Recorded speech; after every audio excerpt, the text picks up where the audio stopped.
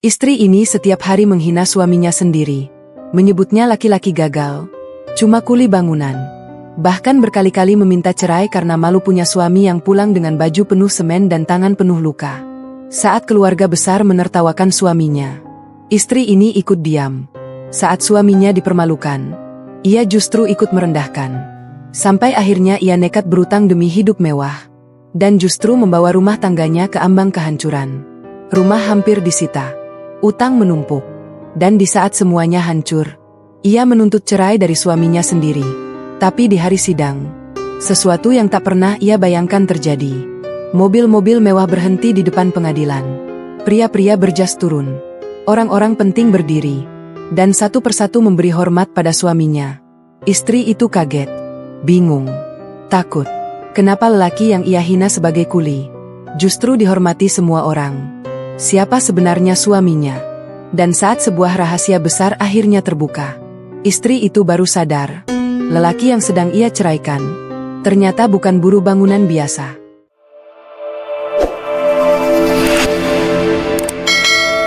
Pagi itu, suara adzan subuh baru saja menghilang ketika Arman sudah bersiap berangkat kerja. Ia mengenakan baju lusuh yang ujung lengannya dipenuhi bekas semen kering. Sepatu kerjanya retak di bagian samping. Tangannya kasar, penuh luka-luka kecil yang mulai menghitam karena debu proyek. Di dapur sempit rumah mereka, Rina berdiri sambil melipat tangan, memandang suaminya dengan tatapan dingin. "Kamu berangkat lagi jadi kuli." Kalimat itu keluar datar, tapi cukup untuk menusuk harga diri seorang suami. Arman hanya menatap sebentar, lalu menunduk sambil mengambil bekal nasi sederhana yang sudah disiapkan. "Aku berangkat." Belum sempat ia melangkah keluar, suara Rina kembali menghentikannya. "Kalau saja dulu aku tidak dibutakan cinta, aku pasti tidak akan menikah dengan laki-laki seperti kamu." Arman terdiam. Kalimat itu bukan hal baru. Sudah bertahun-tahun ia mendengarnya. Setiap hari, setiap ada masalah, setiap Rina melihat tetangga membeli mobil baru, setiap kakaknya memamerkan rumah mewah, setiap ia merasa hidupnya kalah dibanding perempuan lain, semua selalu berujung pada satu sasaran: Arman, suaminya sendiri. Namun seperti biasa, Arman hanya keluar rumah tanpa membalas sepatah kata. Seolah hinaan itu tak melukai apapun. Padahal di dalam diamnya, ada sesuatu yang tak pernah Rina pahami. Di proyek, suasana berbeda. Begitu Arman datang, beberapa mandor langsung berdiri.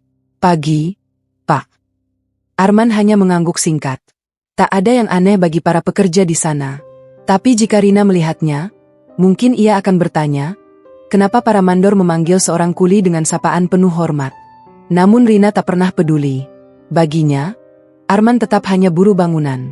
Siang itu, saat Rina menghadiri arisan keluarga, penghinaan kembali terjadi. Kakak iparnya, Dita, sengaja membuka pembicaraan di depan semua orang. "Rina, suamimu masih kerja angkut semen." Beberapa orang tertawa kecil. Rina memaksakan senyum. Dita melanjutkan, "Aduh, aku kalau punya suami seperti itu, malu keluar rumah." Ibunya ikut menimpali. "Dari dulu ibu sudah bilang, jangan nikah sama laki-laki miskin." Semua kalimat itu menghantam Rina. Dan bukannya membela suaminya, justru hatinya makin dipenuhi amarah pada Arman. Saat pulang, ia meledak. Begitu Arman masuk rumah menjelang maghrib, tubuhnya masih dipenuhi debu proyek, Rina langsung melempar tas ke sofa. "Aku dipermalukan lagi karena kamu." Arman diam. "Kamu tahu rasanya ditertawakan keluarga sendiri." Arman tetap diam. Rina mendekat, matanya penuh kebencian. "Kamu ini suami atau beban?" Kalimat itu menggantung di udara. Sunyi. Tapi anehnya, Arman hanya menatap istrinya dengan tenang. Bukan marah. Bukan sakit hati yang terlihat. Justru seperti seseorang yang sedang menunggu waktu. Malam itu, saat Rina tertidur, ponsel Arman berdering. Nama yang muncul membuat sorot matanya berubah. "Pak Hendra." Arman keluar rumah untuk menerima telepon. Suara pria tua itu terdengar berat. "Pak Arman, ada rapat mendadak. Investor dari Surabaya datang besok." Arman memandang langit malam. "Saya belum bisa datang. Tapi ini proyek 200 miliar. Saya bilang belum." Pria di ujung telepon terdiam.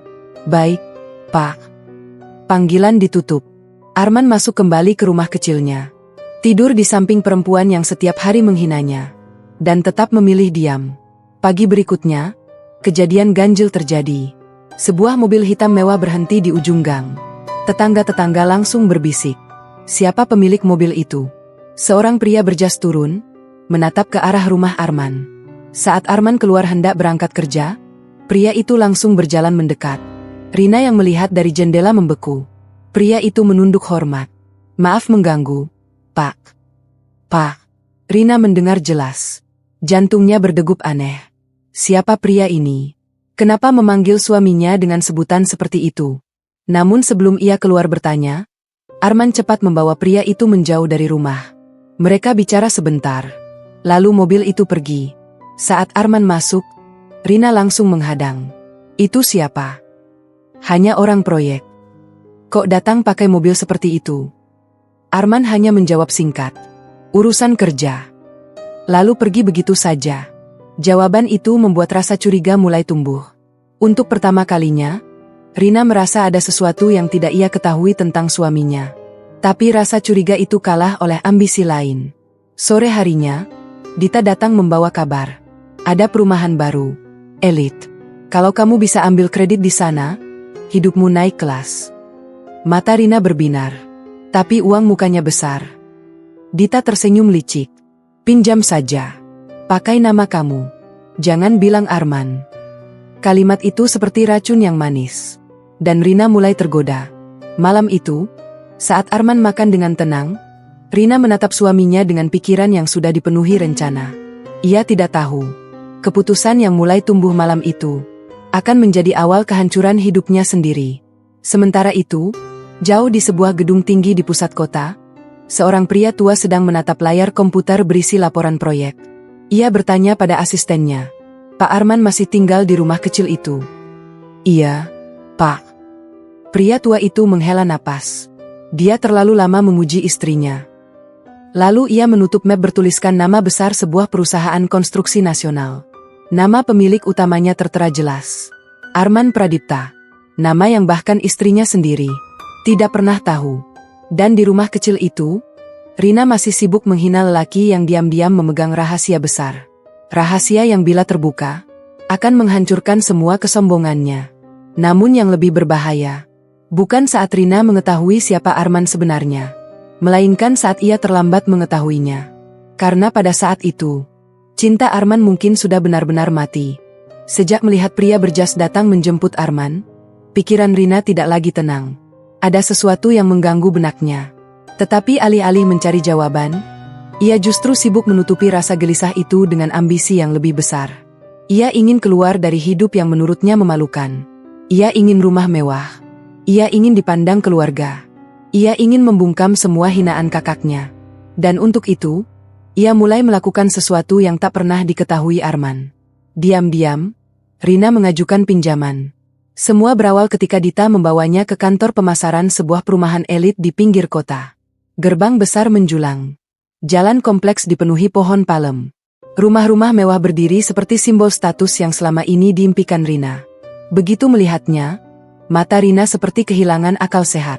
Aku harus punya rumah di sini. Dita tersenyum. Akhirnya kamu sadar juga. Hidup jangan kecil terus. Sales perumahan mulai menjelaskan skema cicilan. Angkanya besar. Sangat besar. Jauh di luar kemampuan keluarga mereka. Rina sempat ragu. Tapi suamiku tidak mungkin setuju. Dita mendekat.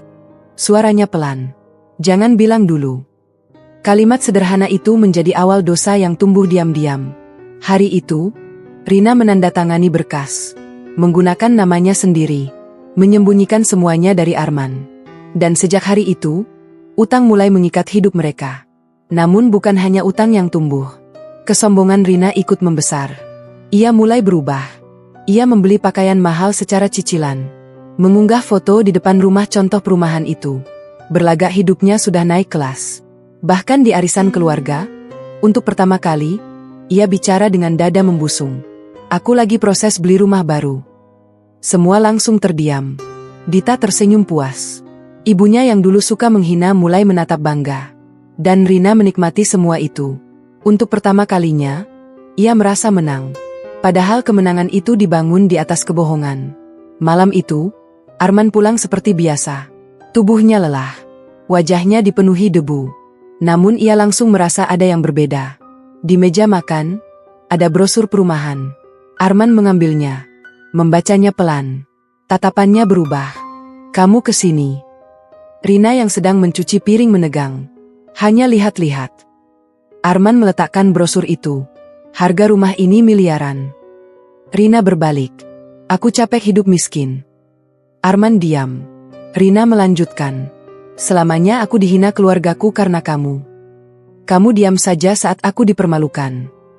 Kamu tahu rasanya punya suami yang tak bisa dibanggakan. Arman memandang istrinya lama. Lalu hanya berkata, jangan ambil keputusan gegabah. Itu saja. Tidak marah. Tidak melarang. Hanya satu peringatan sederhana. Tapi justru ketenangan itu membuat Rina makin kesal. Kenapa kamu selalu bicara seperti orang bijak? Padahal hidupmu saja gagal. Arman tidak menjawab. Ia masuk kamar. Namun malam itu, untuk pertama kali, ia tak tidur cepat. Ia duduk sendirian di teras. Memandang gelap. Seolah sedang menghitung sesuatu. Atau mungkin, sedang memutuskan sesuatu. Esok paginya, kejanggalan lain terjadi. Di proyek, seorang mandor mendekati Arman dengan wajah cemas. Pak, kami dengar Ibu Rina ambil pinjaman besar. Arman terdiam. Kami bisa bantu bereskan kalau Bapak mau. Arman menoleh tajam. Tidak. Tapi kalau utangnya meledak. Saya bilang tidak. Mandor itu menunduk. Arman berjalan pergi. Namun dari sorot matanya, ada sesuatu yang berubah. Untuk pertama kalinya, diamnya mulai retak. Sementara itu, Rina makin tenggelam dalam permainan berbahaya. Tagihan mulai datang. Bunga pinjaman naik. Biaya-biaya tersembunyi bermunculan. Jumlah cicilan jauh lebih besar dari yang dijanjikan sales. Rina panik. Tapi sudah terlambat mundur. Ia mulai menutupi satu lubang dengan membuat lubang lain. Pinjam sana. Pinjam sini. Semua diam-diam. Semua tanpa sepengetahuan Arman. Sampai suatu sore, seorang penagih datang ke rumah. Arman yang sedang duduk di teras membuka pintu. Ini rumah Bu Rina. Iya. Pria itu menyerahkan surat. Tagihan jatuh tempo. Arman membaca. Wajahnya tetap tenang. Tapi matanya berubah dingin. Saat Rina pulang dan melihat surat itu ada di tangan Arman, wajahnya langsung pucat. Ruangan mendadak sunyi.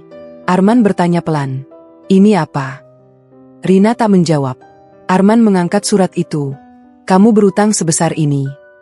Rina mulai gemetar. Aku cuma mau hidup lebih baik. Arman menatap istrinya lama. Sangat lama. Lalu bertanya satu hal yang membuat jantung Rina berdegup keras. Siapa yang menyuruhmu? Rina membeku. Karena nada suara Arman kali ini berbeda. Bukan nada seorang suami yang pasrah. Tapi nada seseorang yang sedang murka. Namun Rina justru membela diri. Kalau kamu mampu jadi suami yang sukses, aku tidak perlu begini. Kalimat itu membuat sunyi jatuh seperti batu. Arman tak bicara lagi. Ia meletakkan surat. Masuk kamar. Menutup pintu. Dan sejak malam itu, sesuatu dalam dirinya mulai berubah. Rina tak tahu, di dalam kamar, Arman menerima telepon. Suara Pak Hendra terdengar. Pak, kalau Ibu Rina terus begini, semuanya bisa kacau. Arman menjawab pelan. Biarkan. Pak. Biarkan dia memilih jalannya sendiri. Panggilan ditutup. Dan kalimat itu, diam-diam menjadi pertanda buruk. Karena Arman mulai membiarkan sesuatu berjalan menuju akhir. Namun bencana belum benar-benar datang. Keesokan harinya, saat Rina membuka pintu rumah, dua pria berseragam bank sudah berdiri di depan. Membawa map merah.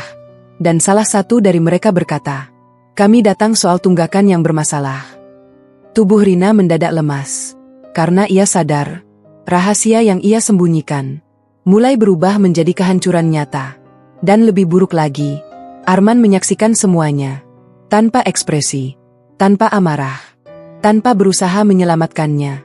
Seolah lelaki yang selama ini selalu diam, akhirnya mulai berhenti peduli.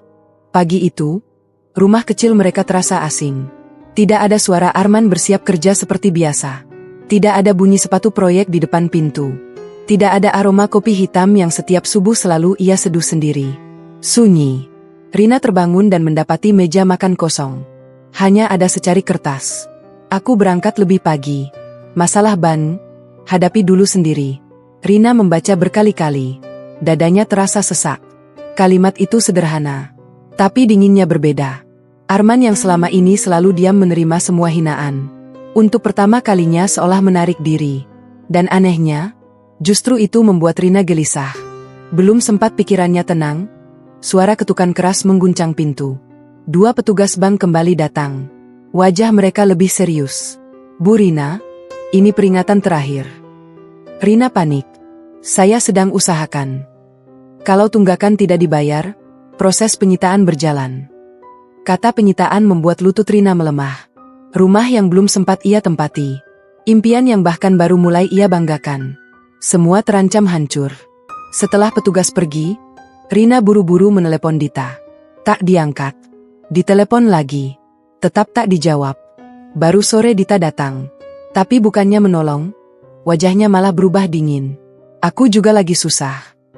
Kamu yang nyuruh aku ambil pinjaman. Kamu tanda tangan sendiri. Jawaban itu menghantam lebih keras dari tamparan. Rina baru sadar. Orang yang mendorongnya ke jurang.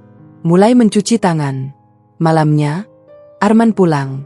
Namun ada yang berubah. Biasanya ia tetap makan meski dimaki. Biasanya ia masih bertanya apakah Rina sudah makan. Biasanya ia masih memeriksa atap bocor, memperbaiki keran rusak, atau duduk diam menemani meski tanpa bicara. Tapi malam itu, ia langsung masuk kamar. Tidak bertanya apapun. Tidak bicara sepatah kata. Rina mengikuti. Arman. Tak dijawab. Bang datang lagi. Diam. Aku butuh bantuan. Arman akhirnya menoleh. Tatapannya membuat Rina tercekat. Tenang. Tapi sangat jauh.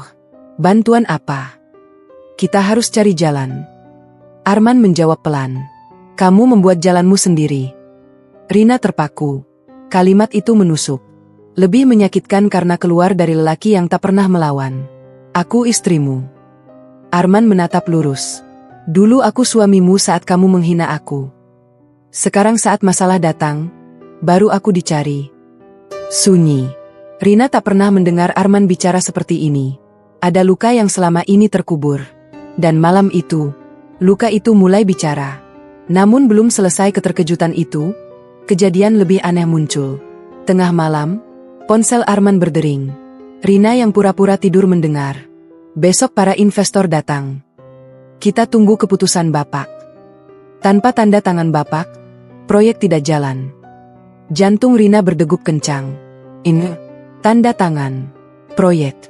Kenapa suaminya bicara seperti direktur? Namun saat ia membuka mata, Arman sudah mematikan telepon.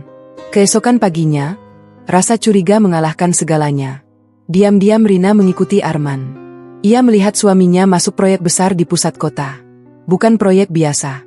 Gedung puluhan lantai sedang dibangun. Rina bersembunyi di balik pagar. Lalu matanya membesar. Beberapa mandor berbaris menyambut Arman. Salah satu dari mereka menyerahkan map. Yang lain bicara penuh hormat. Dan yang paling membuat darah Rina serasa berhenti. Arman memberi instruksi. Semua mendengarkan. Tak satu pun memperlakukannya seperti buruh. Rina membeku. Siapa sebenarnya suamiku? Namun sebelum ia sempat mendekat, sebuah mobil mewah berhenti. Pria tua berjas turun. Orang yang pernah datang ke gang rumah mereka. Begitu melihat Arman, pria itu menunduk hormat. Rina hampir tak percaya. Tangannya gemetar. Tapi sebelum ia bisa mendengar percakapan mereka, seseorang menyentuh pundaknya. Ia terkejut. Satpam. Ibu tidak boleh di sini. Rina buru-buru pergi. Pikiran kacau. Jantung berdebar tak karuan. Untuk pertama kalinya, keyakinannya tentang Arman mulai runtuh. Namun sesampainya di rumah, kehancuran yang lebih besar menunggu. Ada surat resmi dari bank. Pemberitahuan penyitaan dipercepat. Rina menangis. Panik. Putus asa. Dan saat Arman pulang malam itu, ia langsung bersimpuh. Arman, tolong aku. Arman berhenti melangkah. Menatap perempuan yang dulu berkali-kali merendahkannya. Kenapa sekarang minta tolong pada kuli? Kalimat itu membuat tubuh Rina membeku. Ia sadar. Arman sedang mengembalikan semua kata-kata yang pernah ia lontarkan. Dengan cara yang paling menyakitkan. Namun Rina belum menyerah. Dengan suara bergetar ia berkata, "Aku lihat kamu tadi." Arman tak berubah ekspresi. "Kamu bukan sekadar buruh." Sunyi. Lama. Sangat lama. Lalu Arman mendekat. Begitu dekat sampai Rina bisa melihat luka lama di matanya. Dan dengan suara rendah, ia berkata, "Ada banyak hal tentang aku yang tidak pernah kamu mau tahu." Setelah itu ia masuk kamar. Meninggalkan Rina dengan ribuan pertanyaan. Tapi misteri itu belum sempat terjawab. Karena esok paginya, petugas bank datang membawa berita lebih buruk. Bukan hanya rumah baru yang terancam disita. Ternyata rumah kecil yang mereka tempati ikut dijadikan jaminan oleh seseorang. Dan saat nama penjamin disebut, Rina merasa dunia runtuh. Karena nama itu adalah namanya sendiri. Ia bahkan tidak sadar telah menandatangani dokumen yang menyeret rumah satu-satunya mereka. Kini bukan hanya mimpi mewahnya yang hancur. Tempat tinggal mereka pun terancam hilang. Dan saat Rina menoleh pada Arman, lelaki itu hanya berdiri diam. Dengan tatapan yang bukan lagi milik seorang suami yang bertahan. Melainkan seseorang yang perlahan sedang melepaskan semuanya. Kata-kata petugas bank masih terngiang di kepala Rina. Rumah ini ikut menjadi jaminan. Kalimat itu seperti palu yang menghancurkan seluruh kesadarannya. Rina berdiri gemetar di ambang pintu. Wajahnya pucat. Napasnya berat. Ia memandangi lembar dokumen di tangan petugas, berharap semua itu salah. Tapi tidak. Tanda tangannya ada di sana. Jelas. Nyata. Tanpa ia sadari, saat menandatangani berkas pinjaman dulu, ia telah menyerahkan rumah kecil yang selama ini mereka tempati. Satu-satunya tempat berlindung mereka. Semua ikut dipertaruhkan. Petugas bank pergi setelah meninggalkan ultimatum. 7 hari.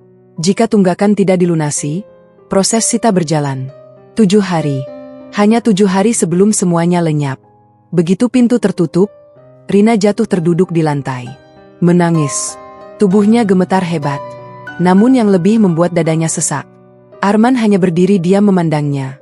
Tidak memeluk. Tidak menenangkan. Tidak seperti biasanya. Dan justru sikap dingin itu terasa lebih menakutkan daripada ancaman ban. "Aku tidak tahu rumah ini ikut dijaminkan." Suara Rina patah-patah. Arman tidak menjawab. "Arman, bilang sesuatu." Lelaki itu akhirnya bicara. "Apa yang mau dikatakan?" "Aku salah." "Kamu sudah sering salah." Kalimat itu menghantam.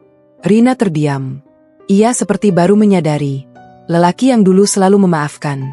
Tak lagi sama. Malam itu, untuk pertama kalinya, mereka tidur saling membelakangi. Tanpa suara. Tanpa percakapan. Seperti dua orang asing yang tinggal di rumah yang sebentar lagi akan hilang. Namun saat Rina terjaga tengah malam, ia melihat Arman tak ada di tempat tidur. Pintu depan sedikit terbuka. Rina mengintip. Di teras, Arman sedang bicara dengan seseorang. Pria berjas itu lagi. Suara mereka pelan. Tapi beberapa kalimat sempat terdengar. "Kalau Bapak mau, semua utang bisa kami tutup besok." "Tidak. Pak Arman, Ibu Rina bisa kehilangan rumah." Arman diam lama. Lalu jawabannya membuat darah Rina seakan berhenti. Dia harus belajar dari pilihannya. Rina menutup mulut menahan isak. Jadi benar. Arman bisa menyelamatkan semuanya. Tapi ia memilih tidak. Untuk pertama kalinya, Rina takut kehilangan bukan karena rumah itu, tapi karena suaminya. Pagi berikutnya, ia mencoba berubah. Ia bangun lebih awal. Memasak sarapan. Menyiapkan kopi Arman. Hal-hal kecil yang sudah lama tak ia lakukan. Saat Arman duduk di meja makan, Rina menyodorkan kopi dengan tangan gemetar. Arman menatap cangkir itu. Lalu bertanya pelan. "Kenapa sekarang?" Pertanyaan sederhana. Tapi membuat mata Rina berkaca-kaca. "Aku cuma ingin memperbaiki semuanya." Arman tersenyum tipis. Tapi senyum itu asing. Bukan hangat. Lebih mirip senyum seseorang yang sudah tak berharap. "Beberapa hal tidak bisa diperbaiki hanya karena kamu takut kehilangan." Setelah berkata begitu, Arman pergi. Meninggalkan sarapan yang bahkan tak disentuh. Dan kalimat itu terus menusuk Rina sepanjang hari. Namun petaka belum selesai. Sore itu, Dita datang mendadak. Wajahnya panik. "Kamu harus hati-hati." "Ada apa?" Perusahaan pembiayaan mau percepat Sita. Mereka curiga kamu gagal bayar. Rina hampir histeris.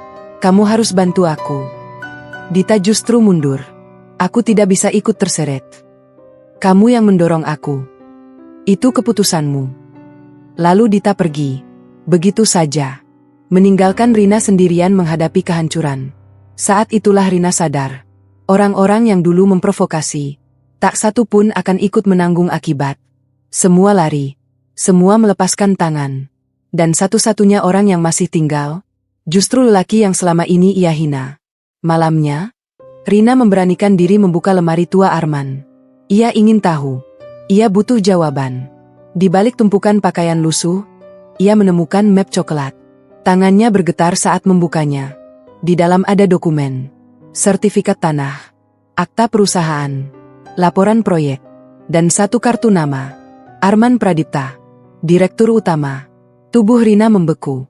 Matanya membaca berulang. Direktur Utama. Bukan mandor. Bukan buruh. Bukan kuli. Direktur Utama. Tangannya gemetar hebat. Air matanya jatuh tanpa suara. Dunia yang selama ini ia yakini runtuh dalam satu malam. Saat itulah pintu kamar terbuka. Arman berdiri di sana. Tatapannya langsung jatuh ke dokumen di tangan Rina. Sunyi. Mencekam. Rina mundur pelan. Dengan suara bergetar ia bertanya. Siapa kamu sebenarnya? Arman tak langsung menjawab. Ia berjalan mendekat. Mengambil map itu dari tangan Rina. Lalu berkata pelan. Pertanyaan itu seharusnya kamu tanyakan bertahun-tahun lalu. Jantung Rina seperti diremas. Kamu bohong padaku. Arman menatap lurus. Tidak. Kamu yang tak pernah mau mengenalku. Kalimat itu menghancurkan sesuatu di dalam diri Rina. Ia menangis. Apa semua ini benar? Arman diam. Lalu hanya berkata, belum waktunya kamu tahu semuanya. Ia mengambil map itu, menguncinya kembali, dan masuk kamar, meninggalkan Rina tenggelam dalam ketakutan yang jauh lebih besar. Karena kini masalahnya bukan sekadar rumah yang akan disita, bukan sekadar utang, tapi kemungkinan bahwa ia sedang kehilangan seorang lelaki, yang ternyata jauh lebih besar dari yang pernah ia bayangkan.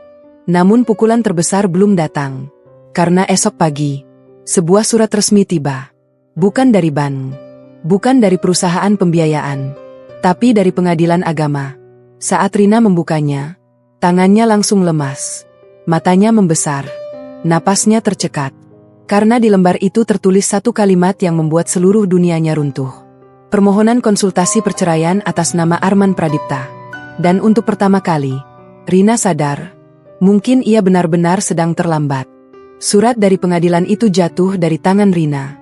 Lembar kertas itu meluncur ke lantai, tapi isi kalimatnya seperti tetap menggantung di udara. Permohonan konsultasi perceraian. Nama Arman Pradipta. Nama yang kini terasa asing. Nama yang selama ini hidup bersamanya, tidur di sampingnya, menahan semua hinaan darinya. Tapi rupanya, ia tak pernah benar-benar mengenal lelaki itu. Rina berlari keluar rumah. Arman sedang duduk di teras, mengenakan baju kerja seperti biasa, seolah tak ada apapun terjadi. Ini apa? Tangannya gemetar saat menunjukkan surat itu. Arman hanya melirik. Aku sudah baca. Kamu mau ceraikan aku? Arman diam. Kamu jawab. Lama. Sangat lama. Lalu akhirnya Arman bicara. Bukankah itu yang selalu kamu inginkan? Kalimat itu membuat napas Rina tercekat. Memang berkali-kali, saat marah, ia pernah berteriak minta cerai. Berkali-kali ia berkata menyesal menikah. Berkali-kali ia mengancam pergi. Tapi semua itu dulu hanya amarah. Setidaknya begitu menurut Rina. Namun rupanya, Arman menyimpan semua kata itu. Diam-diam. Bertahun-tahun. Aku tidak serius waktu bilang itu. Arman menatap lurus. Tapi aku serius saat mendengarnya. Sunyi. Angin pagi terasa dingin menusuk. Rina mendadak merasa seperti berdiri di tepi jurang.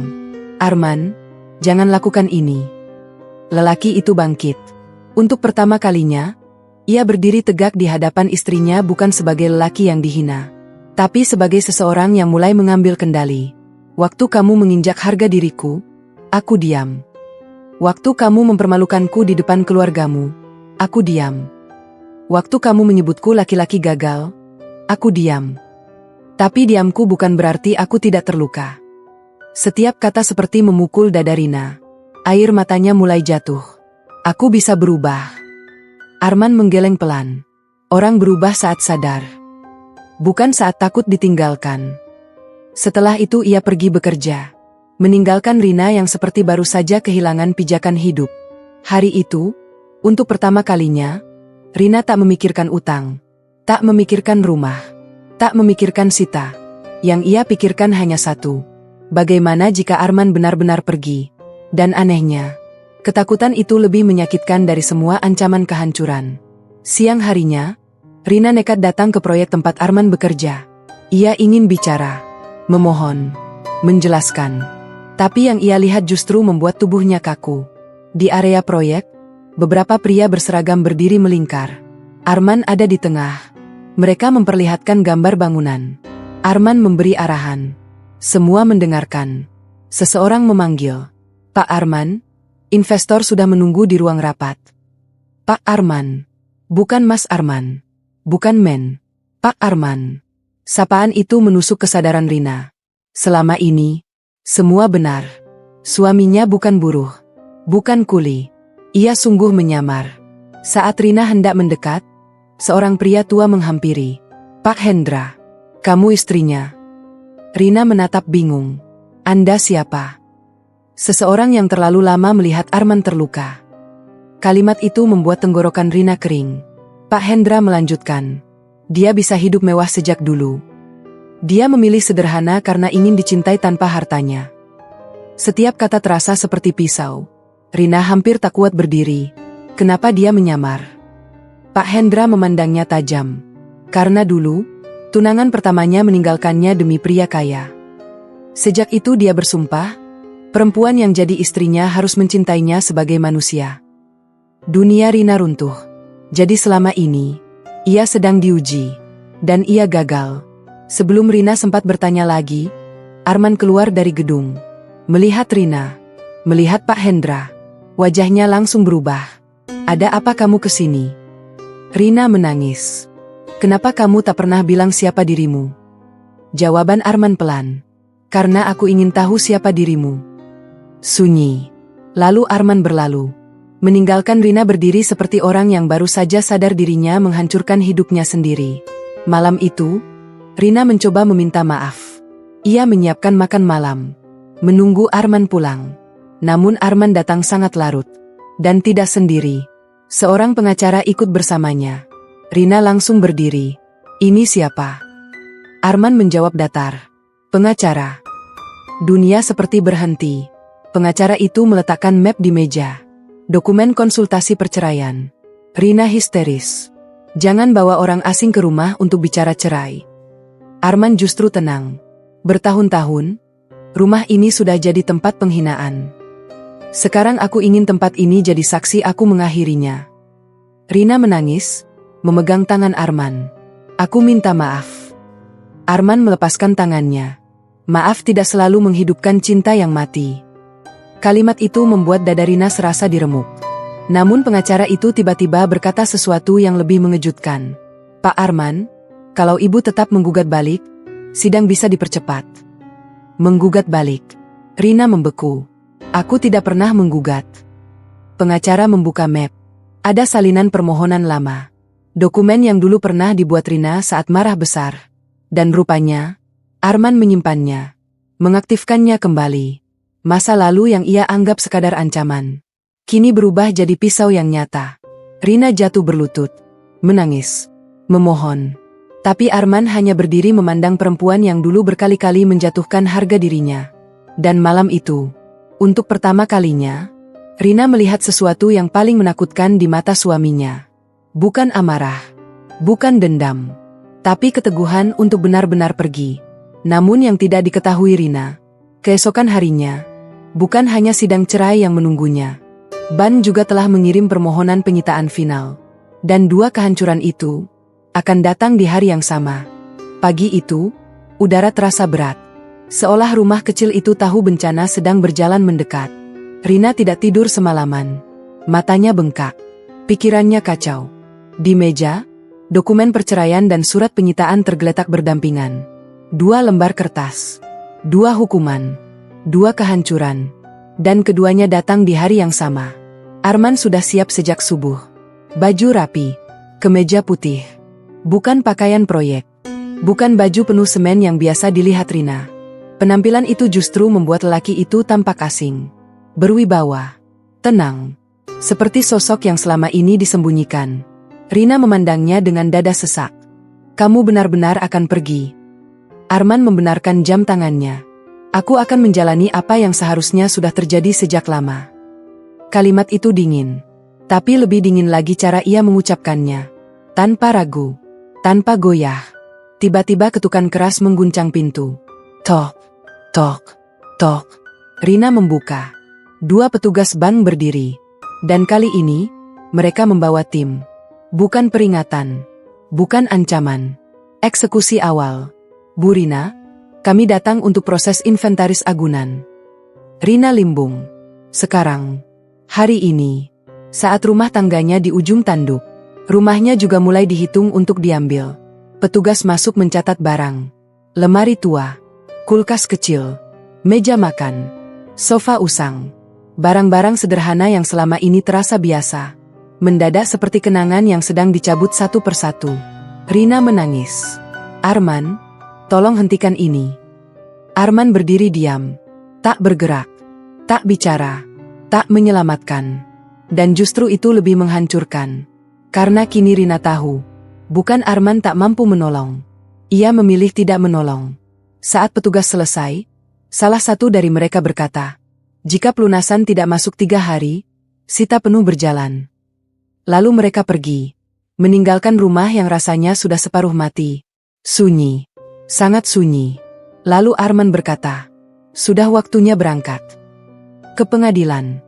Kalimat itu membuat tubuh Rina dingin. Sepanjang perjalanan, tak ada percakapan. Mobil berjalan seperti mengantar 2 orang menuju nasib yang tak bisa diubah. Begitu sampai di pengadilan, dada Rina makin sesak. Orang-orang lalu lalang. Suara langkah.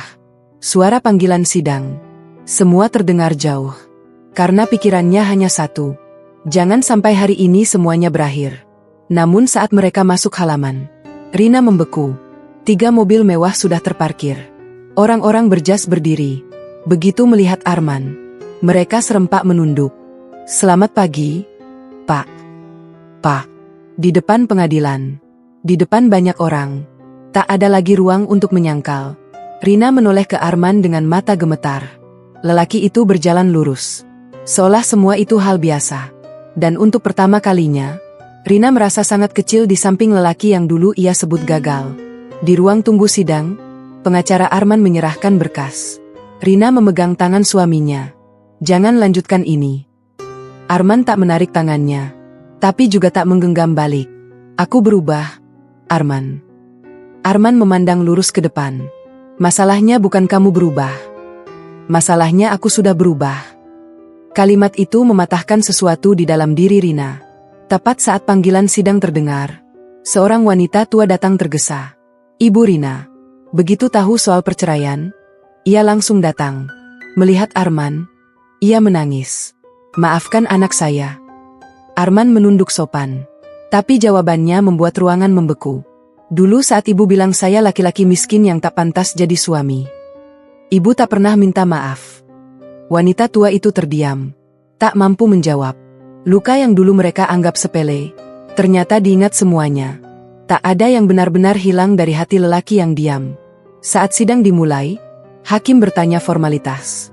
Lalu menawarkan mediasi. Kesempatan damai. Kesempatan terakhir. Rina langsung menangis. Saya ingin mempertahankan rumah tangga. Semua mata tertuju pada Arman. Hakim bertanya, Saudara Arman, apakah bersedia mempertimbangkan rujuk? Ruangan senyap. Waktu seperti berhenti. Rina menahan napas. Menunggu. Berharap. Memohon dalam hati. Lalu Arman menjawab, tidak. Satu kata. Tapi cukup membuat dunia Rina runtuh. Air matanya pecah. Ia hampir pingsan. Namun pukulan belum selesai. Karena saat sidang diskors, pengacara Arman menyerahkan 1 map tambahan. Pak, Ini dokumen aset yang Ibu Rina perlu tahu. Arman mengangguk. Map itu dibuka di depan Rina. Isinya daftar perusahaan, daftar proyek, daftar aset. Nilainya miliaran. Bahkan mungkin lebih. Tubuh Rina gemetar hebat. Semua nyata. Semua benar. Ia benar-benar sedang menceraikan lelaki kaya yang selama ini ia hina sebagai kuli. Rina menangis histeris. Aku bodoh. Aku salah. Aku hancurkan semuanya. Arman memandangnya. Ada kesedihan di matanya. Tapi tidak ada keraguan. Dan itu justru lebih mengerikan. Karena berarti hatinya benar-benar telah pergi. Namun saat sidang hendak dilanjutkan, telepon Arman berdering. Ia melihat layar. Wajahnya berubah. Untuk pertama kalinya hari itu, ekspresinya goyah. Ia keluar ruangan, menerima telepon, berbicara singkat, lalu kembali. Tapi kini sorot matanya berbeda. Lebih tajam, lebih dingin. Seolah baru saja mengetahui sesuatu yang mengubah segalanya. Rina ketakutan. Ada apa? Arman menatap lurus, lalu berkata pelan. Aku baru tahu. Ternyata utangmu bukan sekadar keteledoran. Rina membeku, karena nada suara itu pertanda sesuatu yang jauh lebih buruk sedang terbuka. Dan apa yang baru diketahui Arman bisa membuat perceraian ini berubah menjadi jauh lebih kejam. Kalimat Arman menggantung seperti ancaman. Ternyata utangmu bukan sekadar keteledoran. Jantung Rina berdegup liar. Tangannya dingin. Apa maksudmu? Arman tidak langsung menjawab. Ia menyerahkan ponselnya. Di layar, ada dokumen transfer. Angka-angka besar. Beberapa transaksi. Nama penerima. Dan saat mata Rina membaca satu nama, darahnya serasa berhenti. Dita. Kakaknya. Tubuh Rina goyah. Aku tidak tahu ini. Suara Arman datar. Dari pinjamanmu. Sebagian besar uang mengalir ke rekening kakakmu. Rina membeku. Pikirannya berusaha menolak. Tidak mungkin. Tapi semua bukti ada di layar. Transfer berkali-kali. Jumlah besar.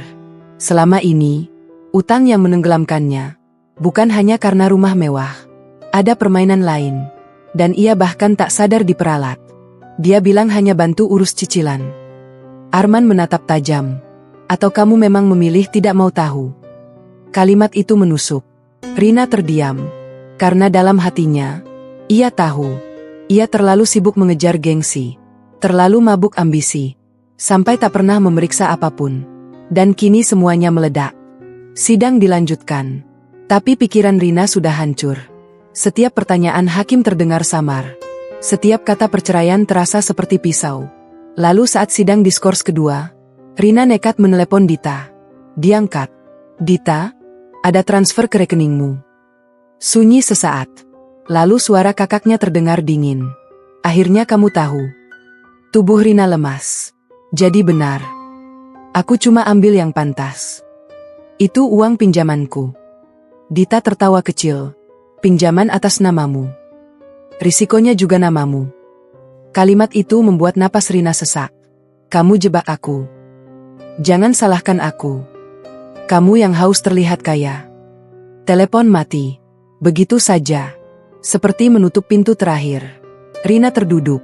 Air matanya jatuh tanpa suara. Untuk pertama kalinya, ia melihat kehancurannya dengan jelas. Bukan dimulai dari ban. Bukan dimulai dari perceraian. Tapi dimulai dari kesombongannya sendiri. Saat ia kembali ke ruang tunggu, Arman berdiri dekat jendela. Diam. Menatap keluar. Rina mendekat. Aku baru tahu Dita menipuku. Arman tak menoleh. Aku tahu. Kamu tahu. Sudah lama. Rina menatap tak percaya. Kamu tahu dan diam. Arman akhirnya menoleh. Aku berkali-kali memperingatkanmu. Kamu tak pernah mendengar. Sunyi. Lalu Arman melanjutkan. Setiap orang diberi kesempatan berhenti sebelum jatuh. Kamu memilih terus berjalan. Setiap kata seperti vonis. Dan Rina tak bisa membantah. Namun justru saat itu, ia melihat luka di balik dinginnya Arman. Bukan sekadar marah. Ada kecewa yang sangat dalam. Kecewa yang sudah menumpuk bertahun-tahun. Dan mungkin tak bisa lagi diperbaiki. Tiba-tiba pengacara datang tergesa. Pak, Ada masalah baru. Arman menoleh. Apa? Pihak bank mengajukan laporan dugaan manipulasi dokumen. Rina membeku. Manipulasi. Artinya apa? Pengacara memandang Rina.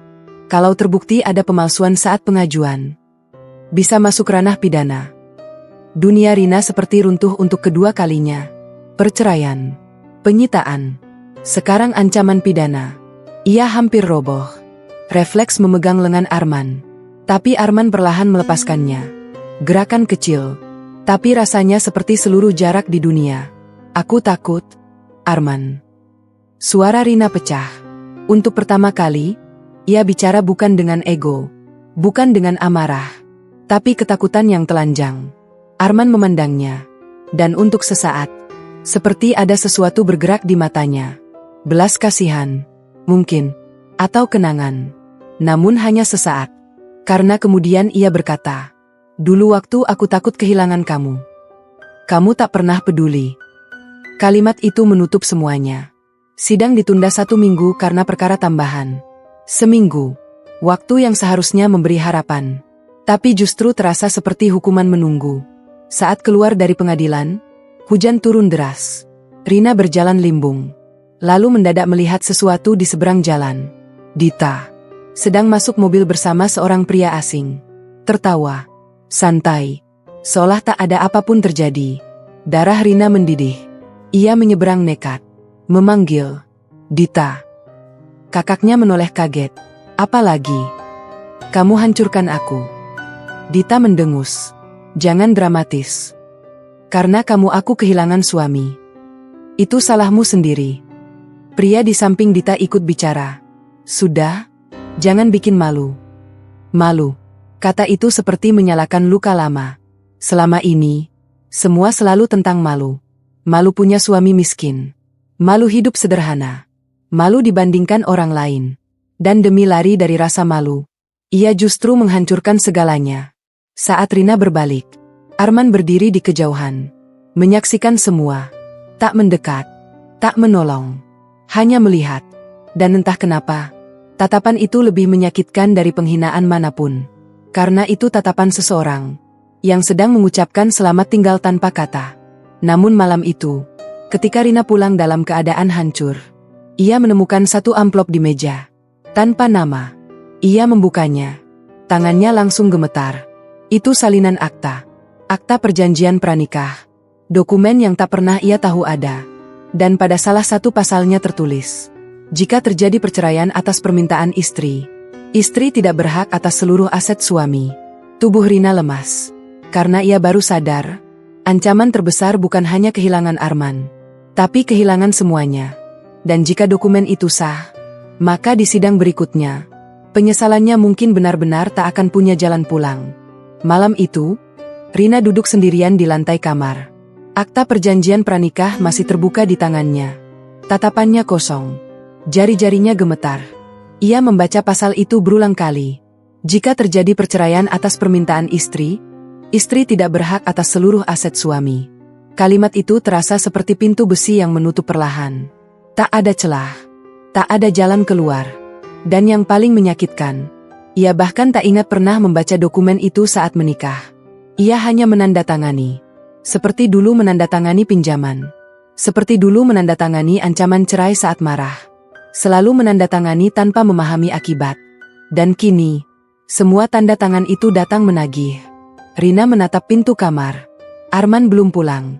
Jam terus berjalan. Setiap menit terasa panjang. Untuk pertama kalinya dalam bertahun-tahun, ia menunggu suaminya dengan takut. Takut jika suatu hari lelaki itu benar-benar tak pulang. Saat pintu akhirnya terbuka menjelang tengah malam, Rina berdiri cepat. Arman masuk. Lelah. Diam. Wajahnya dingin seperti batu. Rina menahan napas. Aku mau bicara. Arman meletakkan kunci. Aku capek. Ini penting. Arman menoleh. Tatapannya datar. Rina mengangkat akta itu. Kenapa kamu tak pernah bilang ada perjanjian ini? Jawaban Arman pelan. Kamu juga tak pernah bertanya. Sunyi. Lalu Rina mendekat. Air matanya jatuh. Aku salah. Aku benar-benar salah. Arman tak bergerak. Aku tahu sekarang siapa kamu. Aku tahu aku menghancurkan semuanya. Aku minta satu kesempatan. Lama. Sangat lama. Lalu Arman berkata, kesempatanmu habis bukan hari ini. Tapi saat berkali-kali kamu memilih menghina daripada menghargai. Kalimat itu mematahkan lutut Rina. Ia jatuh berlutut, memegang tangan Arman. Tapi perlahan, Arman menarik tangannya. Gerakan kecil, tapi seperti pintu hati yang tertutup. Malam itu, Rina menangis sampai tertidur. Dan pagi harinya, ia bangun mendapati Arman sudah pergi. Namun ada sesuatu di meja. Sebuah map. Di atasnya hanya ada tulisan. Baca kalau kamu siap tahu semuanya. Tangan Rina gemetar membukanya. Di dalamnya ada foto-foto lama. Foto Arman muda. Bersama seorang perempuan. Bahagia. Di belakang foto ada tulisan tangan. Sinta. Perempuan yang meninggalkanku demi pria yang lebih kaya. Ada surat. Ada catatan. Ada potongan hidup Arman yang tak pernah ia tahu. Dan di halaman terakhir, ada tulisan yang membuat napas Rina tercekat. Saat aku menikah lagi, aku berjanji pada diriku sendiri. Jika perempuan ini mencintaiku karena aku akan menyerahkan seluruh hidupku untuknya. Tapi jika ia hanya mencintai nilai diriku, aku akan pergi sebelum terluka 2 kali. Air mata Rina jatuh deras. Kini semuanya terang. Arman bukan sekadar menguji. Ia melindungi luka lamanya. Dan Rina mengulang luka itu. Bahkan mungkin lebih parah. Siang itu, dengan putus asa, Rina datang ke kantor pusat perusahaan Arman. Untuk pertama kalinya, gedung tinggi itu berdiri megah. Logo perusahaan terpampang besar. Dadanya sesak. Semua ini milik suamiku. Dan aku memanggilnya Kuli. Di lobi, resepsionis menatap sopan. Ibu sudah ada janji. Saya istrinya Pak Arman. Kalimat itu terdengar ironis di telinganya sendiri. Beberapa staf saling pandang. Salah satu dari mereka berbisik. Ibu datang terlambat. Rina membeku. Terlambat apa? Pak Arman baru berangkat ke luar kota. Untuk apa? Rapat akuisisi. Akuisisi. Kata yang bahkan dulu tak pernah ada di hidup mereka. Rina limbung. Ia datang. Tapi terlambat lagi. Semua selalu terlambat. Saat hendak pergi, Pak Hendra muncul. Melihat wajah Rina yang hancur. Ia mendekat. Kamu masih ingin mempertahankan dia. Rina menangis. Saya bodoh, Pak. Pak Hendra menatap lama. Lalu berkata pelan. Arman mencintaimu lebih lama daripada kamu menyadarinya. Kalimat itu membuat dada Rina makin sesak. Lalu kenapa dia tetap ingin cerai? Pak Hendra menarik napas. Karena cinta yang terus diinjak bisa berubah jadi keputusan. Sunyi. Lalu ia menambahkan sesuatu yang membuat darah Rina dingin. Dan ada hal yang belum kamu tahu. Apa? Pak Hendra menatap tajam. Arman sudah menyiapkan semua asetnya dialihkan. Apa? Jika perceraian selesai, dia akan pergi dari kota ini. Tubuh Rina seperti kehilangan tulang. Pergi. Bukan sekadar menceraikan. Pergi. Menghilang dari hidupnya. Untuk selamanya. Saat itu juga, Rina sadar. Ia bukan sedang berjuang menyelamatkan pernikahan. Ia sedang berlomba melawan waktu. Karena jika sidang berikutnya tiba, dan Arman tetap menjatuhkan talak, maka semua benar-benar tamat. Namun saat Rina pulang sore itu, ia melihat pintu rumah terbuka. Ada seseorang di dalam. Membongkar laci. Mengacak dokumen. Rina masuk panik. Dan saat wajah orang itu terlihat, jantungnya hampir berhenti. Dita memegang map aset Arman. Dan tersenyum licik. Karena rupanya, kehancuran ini belum selesai dimainkan. Rina membeku di ambang pintu. Dita berdiri di ruang tengah, memegang map aset Arman seperti pencuri yang tak lagi peduli tertangkap. Laci-laci terbuka. Dokumen berserakan. Rumah kecil itu terlihat seperti habis dirampok. Apa yang kamu lakukan? Suara Rina bergetar antara marah dan tak percaya. Dita justru tenang. Terlalu tenang. Mengambil yang seharusnya berguna. Rina melangkah cepat, merampas map itu. Ini dokumen suamiku. Dita tersenyum sinis. Suami yang mau menceraikanmu itu. Kalimat itu seperti racun. Tapi kali ini, sesuatu di dalam diri Rina berubah. Ada luka yang sudah terlalu jauh untuk terus diam. Kamu sudah ambil uangku. Kamu jebak aku. Sekarang kamu mau apa lagi?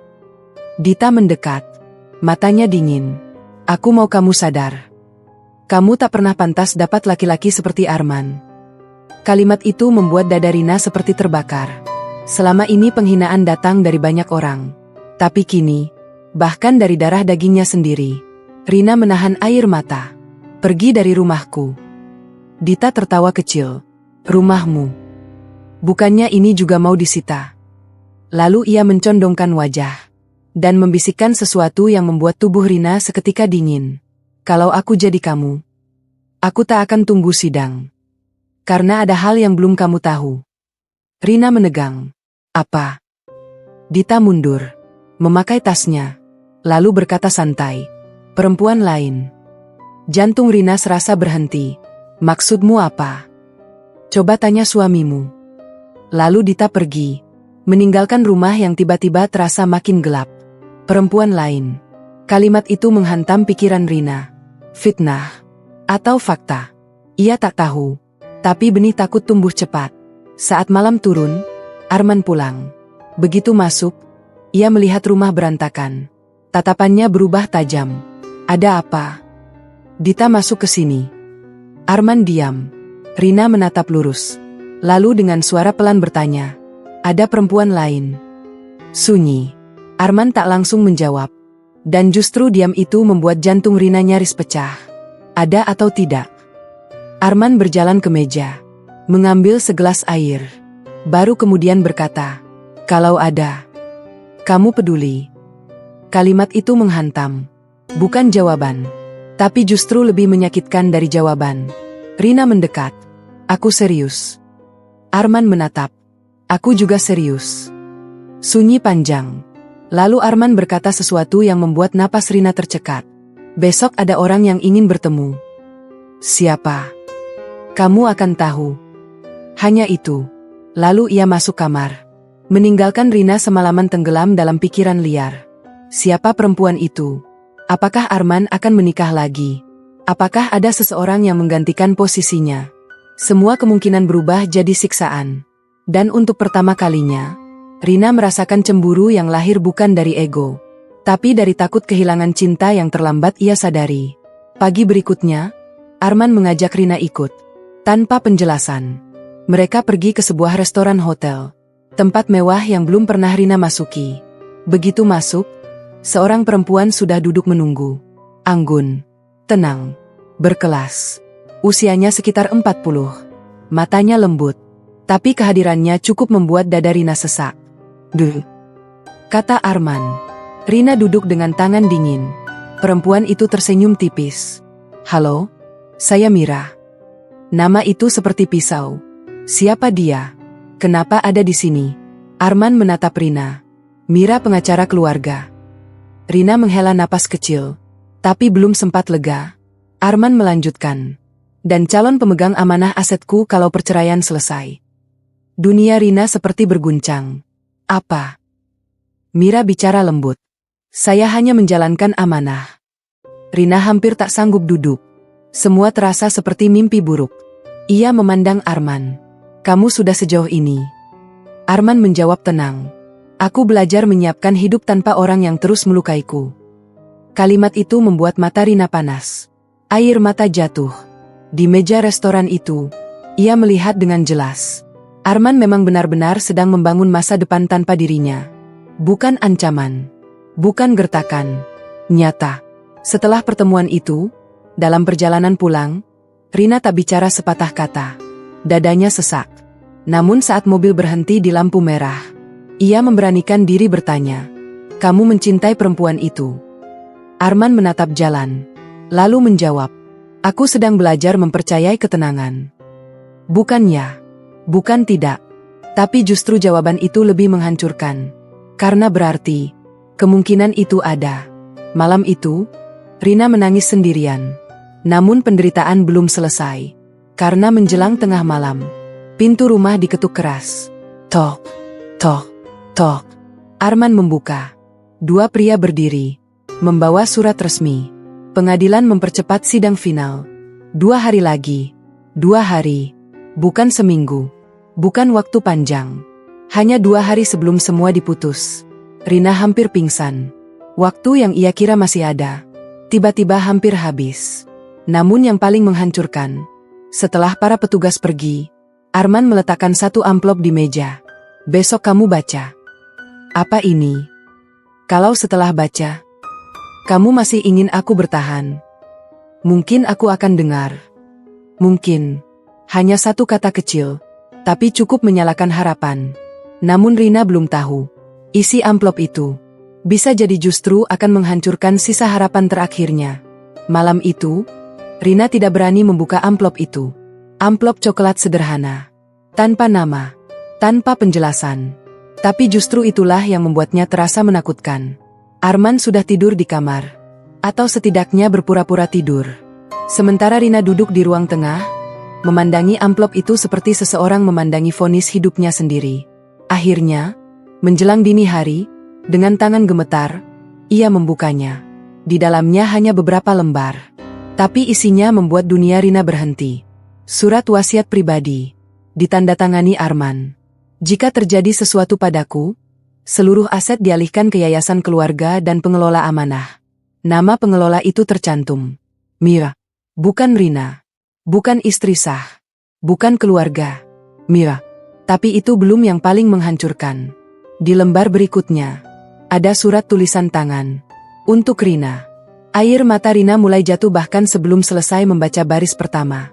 Jika kamu membaca ini, berarti aku sudah sampai di titik aku tak lagi tahu bagaimana mempertahankan sesuatu yang hanya aku perjuangkan sendiri. Rina menutup mulut. Dadanya sesak. Matanya kabur oleh air mata. Ia lanjut membaca. Aku menahan hinaanmu bukan karena aku lemah. Aku diam bukan karena aku tak punya harga diri. Aku bertahan karena aku mencintaimu. Tapi cinta yang terus diinjak, pada akhirnya belajar mati. Tubuh Rina gemetar hebat. Setiap kata seperti memotong jiwanya. Aku memberimu lebih banyak kesempatan daripada yang kamu sadari. Tapi setiap kesempatan kamu tukar dengan penghinaan. Setiap diamku kamu anggap kebodohan. Setiap ketulusanku kamu balas dengan rasa malu.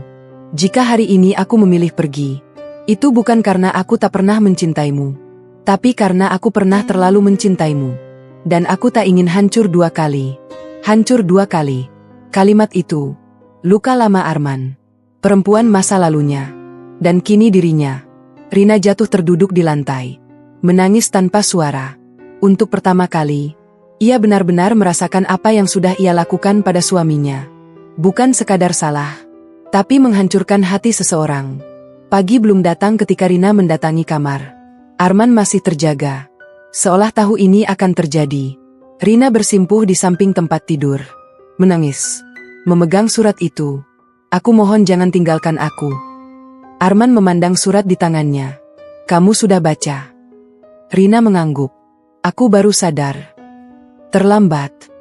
Arman menatap lama. Lalu berkata, ya. Satu kata. Tidak keras. Tidak marah. Tapi justru lebih kejam karena jujur. Rina menangis lebih keras. Namun Arman bangkit. Memakai jam tangan. Bersiap pergi. Kamu mau kemana? Ada urusan. Dengan panik Rina memegang lengannya. Jangan pergi. Arman menoleh. Hari ini aku bertemu notaris. Notaris. Kata itu membuat darah Rina dingin. Aset. Pengalihan. Semua sedang benar-benar berjalan. Bukan ancaman. Bukan emosi sesaat. Nyata. Saat Arman pergi, Rina seperti kehilangan napas. Ia tak bisa diam. Ia harus melakukan sesuatu. Dengan pikiran kacau, ia nekat mendatangi Mira. Alamat kantor dari kartu nama lama yang pernah ia lihat. Begitu bertemu, Rina langsung bicara. Tolong menjauh dari suamiku. Mira memandang tenang. Aku tidak mengambil suamimu. Kamu ambil semua yang seharusnya milikku. Mira tersenyum tipis. Yang kamu sebut milikmu adalah orang yang terus kamu sakiti. Kalimat itu seperti tamparan. Rina gemetar. Kamu mencintai dia. Mira diam sejenak. Lalu menjawab. Aku menghormati dia. Dan kadang, itu lebih langka dari cinta. Rina tak mampu bicara. Karena di dalam hatinya, Ia tahu. Ia bahkan tak pernah memberi Arman penghormatan itu. Saat hendak pergi, Mira berkata sesuatu. Kalau kamu masih ingin menyelamatkan pernikahanmu, jangan kejar hartanya, kejar hatinya.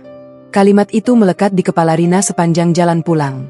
Namun sesampainya di rumah, ia mendapati sesuatu yang membuat tubuhnya membeku.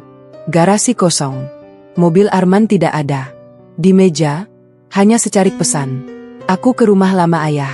Jangan cari aku kalau hanya mau menangis. Rumah lama ayah. Tempat yang tak pernah sekalipun Arman bawa Rina ke sana. Tempat yang bahkan tak pernah ia ceritakan. Mungkin satu-satunya tempat yang menyimpan inti hatinya. Rina sadar. Mungkin inilah kesempatan terakhir.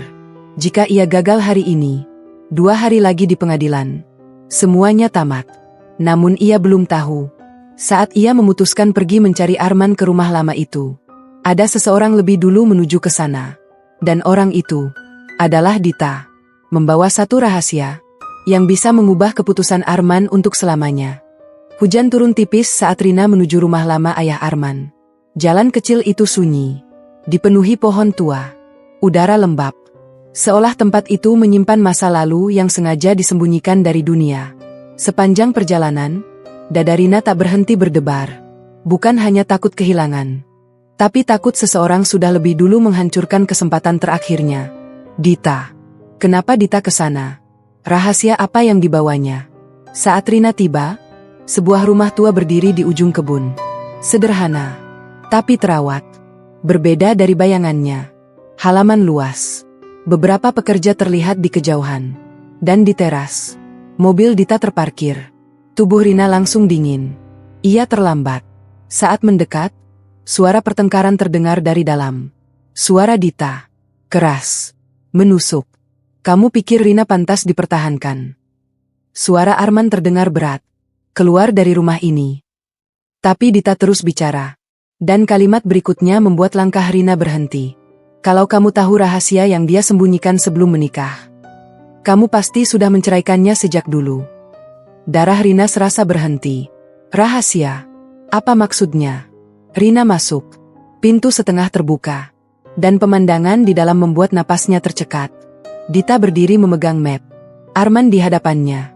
Wajah dingin. Tegang. Dan di meja, foto lama berserakan.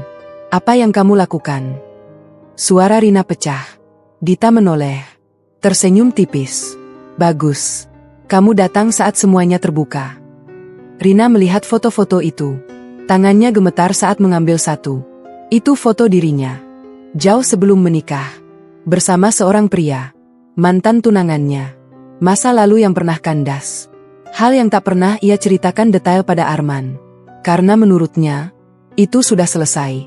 Tapi di tangan Dita, masa lalu itu berubah senjata. Aku sudah bilang pada Arman. Kamu dulu hampir menikah demi uang.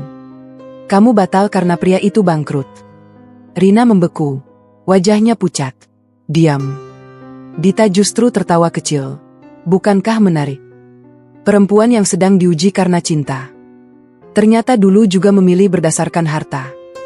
Kalimat itu seperti petir. Rina menoleh ke Arman. Mata suaminya menatap lurus. Terlalu tenang. Dan justru itu menakutkan. Arman. Suara Rina nyaris hilang. Kamu percaya ini? Arman tak menjawab cepat. Itulah yang paling menyakitkan. Karena artinya, ia sedang mempertimbangkan. Rina menangis. Itu masa lalu. Dita memotong. Atau pola. Sunyi. Rumah tua itu mendadak terasa sesak. Seolah seluruh hidup mereka sedang diadili di ruangan itu. Lalu Arman bicara. Pelan. Tapi setiap katanya seperti palu. Kenapa aku tak pernah tahu? Rina limbung. Karena justru pertanyaan itu yang paling ia takutkan. Bukan tuduhan. Tapi kekecewaan karena menyimpan sesuatu. Aku takut. Aku pikir itu tak penting lagi. Arman mendekat. Tatapannya dalam. Atau kamu takut aku melihat siapa dirimu sebenarnya? Kalimat itu membuat Rina hampir jatuh. Semua yang ia perjuangkan terasa runtuh dalam 1 detik. Kesempatan terakhir. Sedang dibakar Dita di depan matanya. Namun tiba-tiba sesuatu terjadi. Pak Hendra masuk tergesa. Melihat situasi. Melihat foto-foto. Lalu memandang Dita tajam. Kamu keterlaluan. Dita mendengus. Saya hanya membuka kebenaran. Pak Hendra mendekat, lalu berkata sesuatu yang membuat semua orang terdiam. Kalau mau bicara masa lalu, kita bicara semua. Dita menegang. Apa maksud Bapak? Pak Hendra menatap Arman. Sudah saatnya dia tahu. Arman diam, lalu perlahan mengangguk. Pak Hendra membuka map lain, mengeluarkan dokumen, dan meletakkannya di meja. Ini laporan investigasi. Transfer dari pinjaman Rina. Tidak hanya masuk rekening Dita. Dita pucat. Apa? Pak Hendra membuka halaman berikutnya. Ada transfer ke perusahaan milik suami Dita. Ruangan membeku. Rina menatap kakaknya. Tak percaya. Dita mundur. Tidak. Tapi Pak Hendra melanjutkan. Dan ada bukti. Pengajuan pinjaman Rina sengaja dimanipulasi oleh pihak yang dibayar. Manipulasi. Disengaja. Bukan kesalahan. Jebakan. Kini semua berbalik. Bukan Rina yang sedang dibuka rahasianya, tapi Dita yang telanjang kebusukannya. Rina menatap kakaknya dengan mata penuh luka. Jadi ini semua kamu rancang. Dita panik. Aku cuma... Arman memotong. Keluar. Suaranya dingin, tapi penuh kuasa. Dita gemetar. Tak pernah Rina melihat kakaknya takut seperti itu. Namun sebelum pergi, Dita menoleh dan melempar satu kalimat terakhir. Kalimat yang membuat darah Rina seketika membeku. Kamu boleh usir aku, tapi sidang lusa tetap jalan. Dan Arman tetap akan menceraikan istrimu. Lalu ia pergi, meninggalkan rumah itu dalam sunyi yang mencekam. Rahasia Dita terbongkar. Jebakannya terbuka. Seharusnya ini kabar baik. Seharusnya. Tapi saat Rina menatap Arman, wajah lelaki itu justru tak berubah. Tidak melunak. Tidak goyah. Dan itu lebih menakutkan dari semua yang terjadi. Karena berarti, bahkan setelah tahu Rina dijebak, keputusan Arman mungkin belum berubah. Namun sebelum Rina sempat bicara, Arman membuka laci tua, mengambil sebuah kotak kecil, lalu meletakkannya di meja. Kalau kamu mau tahu, kenapa aku masih mungkin tetap menceraikanmu? Buka ini. Kotak itu ada di depan Rina. Tangannya gemetar saat menyentuhnya. Karena entah kenapa, ia merasa, isi kotak itu akan menentukan apakah pernikahannya masih hidup, atau benar-benar mati. Tangan Rina gemetar saat membuka kotak kecil itu. Kayunya tua. Sudut-sudutnya aus. Seperti benda yang sudah terlalu lama menyimpan sesuatu yang tak pernah disentuh. Arman berdiri diam. Pak Hendra pun tak bicara. Rumah tua itu sunyi. Hanya suara hujan di luar yang terdengar tipis. Saat tutup kotak terbuka, Rina melihat sebuah cincin sederhana. Bukan cincin mahal. Bukan perhiasan mewah. Tapi cincin kawin mereka. Cincin yang dulu ia kira hilang. Jantung Rina berdebar kencang. Di bawah cincin itu ada surat kecil. Tulisan tangan Arman. Tanggalnya membuat napas Rina tercekat. Ditulis bertahun-tahun lalu. Saat pernikahan mereka baru berjalan 2 tahun. Rina membacanya dengan suara bergetar. Hari ini kamu melempar cincin ini dan berkata menyesal menikah denganku. Aku mengambilnya diam-diam. Bukan karena emasnya berharga. Tapi karena aku belum siap percaya cinta kita mati. Air mata Rina jatuh menetes ke kertas. Ia lanjut membaca. Aku simpan cincin ini sebagai pengingat. Jika suatu hari aku menyerah, itu bukan karena aku tak pernah berjuang, tapi karena aku berjuang terlalu lama sendirian. Tubuh Rina gemetar hebat. Setiap kata seperti menghantam seluruh penyesalannya. Ia bahkan tak ingat momen saat melempar cincin itu. Bagi dirinya mungkin itu ledakan emosi sesaat. Tapi bagi Arman, itu luka yang disimpan bertahun-tahun. Rina menoleh, menangis. Kenapa kamu simpan semua luka ini sendiri? Arman menjawab pelan. Karena setiap kali aku bicara, kamu tak pernah mendengar. Sunyi. Lalu Arman mendekat. Tatapannya dalam. Dan untuk pertama kalinya, suaranya terdengar rapuh. Kamu pikir aku mau bercerai karena utang? Karena penghinaan? Karena Dita? Arman menggeleng. Aku mau pergi. Karena aku lelah menjadi orang yang terus berusaha dicintai istrinya sendiri. Kalimat itu mematahkan semua pertahanan Rina. Ia menangis terseduh. Memeluk kotak kecil itu seperti memeluk sisa hidupnya. Aku mencintaimu. Suara Rina pecah. Aku baru sadar. Arman menutup mata sesaat. Lalu berkata, kadang sadar yang datang terlambat. Tidak mengubah akhir. Kalimat itu seperti vonis. Tapi belum selesai.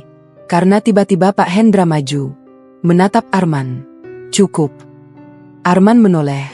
Pak Hendra berkata tegas. Kamu sudah menghukumnya cukup lama. Arman diam.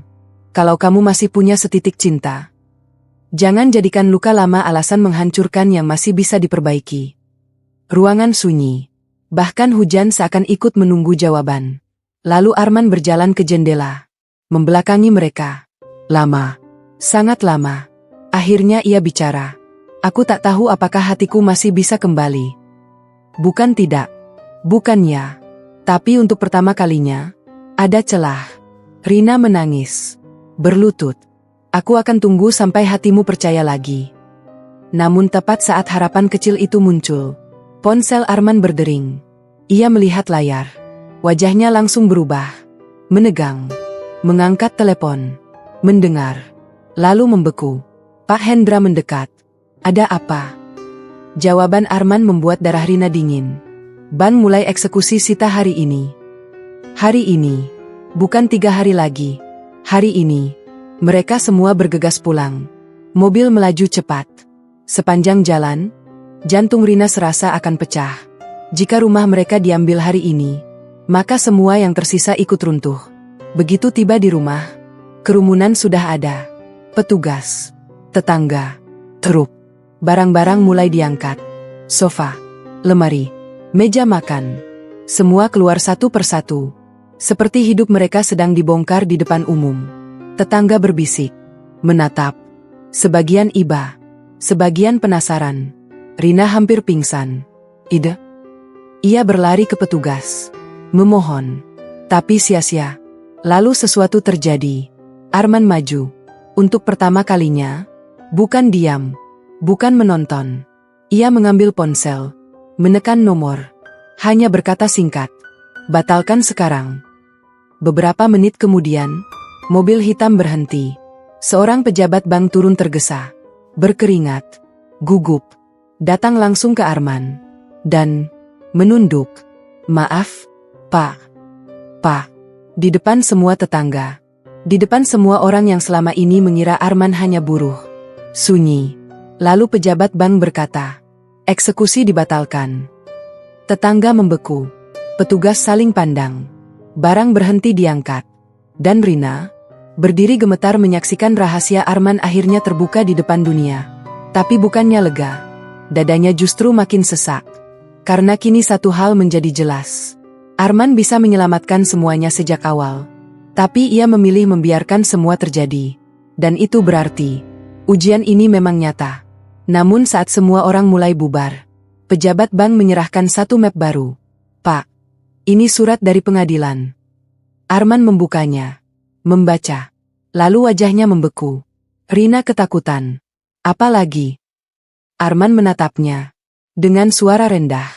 Sidang final dimajukan. Besok pagi. Besok. Bukan lusa. Bukan 2 hari lagi. Besok. Kesempatan terakhir mereka. Tinggal 1 malam. Malam itu terasa lebih sunyi dari semua malam yang pernah mereka lewati. 1 rumah. 2 orang. Dan waktu yang tinggal hitungan jam. Besok pagi sidang final. Besok pagi. Semuanya mungkin berakhir. Setelah semua orang pergi, rumah kembali sepi. Barang-barang yang tadi sempat diangkut berantakan. Sofa miring. Meja bergeser. Seperti rumah itu ikut terluka. Rina berdiri lama di ruang tengah. Memandangi semua yang nyaris hilang. Lalu menoleh ke Arman. Lelaki itu duduk diam di kursi kayu. Wajahnya tak bisa dibaca. Seperti lautan yang tenang tapi menyimpan badai di dasar. Rina berjalan mendekat. Pelan. Seperti takut satu gerakan salah akan menghancurkan sisa harapan. Aku mau bicara. Arman tak menolak. Tak juga menjawab. Hanya diam. Dan kali ini, diam itu memberi ruang. Rina duduk di lantai. Di depan lelaki yang dulu berkali-kali ia rendahkan. Air matanya jatuh sebelum ia bicara. Aku tidak akan membela diriku. Aku salah. Aku sombong. Aku buta. Aku menyakiti orang yang paling tulus mencintaiku. Setiap kata keluar seperti pengakuan yang terlambat. Namun untuk pertama kali, tanpa pembelaan, tanpa alasan, hanya kebenaran telanjang. Arman menatap. Tetap diam. Rina melanjutkan. Kalau besok kamu tetap menceraikanku, aku tidak akan menyalahkanmu. Kalimat itu membuat mata Arman bergerak sedikit. Hampir tak terlihat. Tapi Rina melihatnya. Lalu ia berkata hal yang tak pernah berani ia ucapkan sebelumnya. Aku mencintaimu. Bukan karena hartamu. Bukan karena takut kehilangan. Tapi karena aku baru sadar. Selama ini rumahku adalah kamu. Sunyi. Begitu sunyi sampai suara jam dinding terdengar keras. Lama sekali Arman tak bicara. Lalu ia bertanya pelan. Kalau aku tetap pergi, apa yang akan kamu lakukan? Air mata Rina jatuh. Aku hidup dengan penyesalan. Tapi aku tak akan berhenti mendoakan kamu bahagia. Kalimat itu keluar jujur. Tanpa strategi. Tanpa memohon. Dan entah kenapa, sesuatu di mata Arman berubah. Hampir tak terlihat. Tapi ada. Retak kecil di dinding dinginnya. Malam makin larut.